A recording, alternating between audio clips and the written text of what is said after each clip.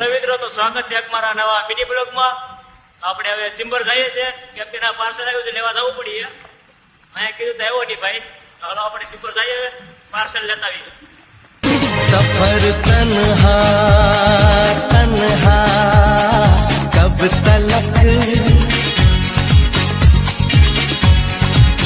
उमर तन्हा तन्हा कब तलक,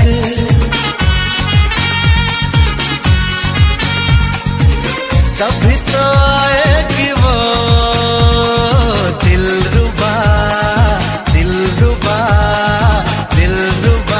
હવે તો ફાઇનલી આપણે પાર્સલ મળી ગયું છે, જોઈ શકો છો। આપણે અનબોક્સ કરી આગળ વિડીયો બન્યા રહેજો।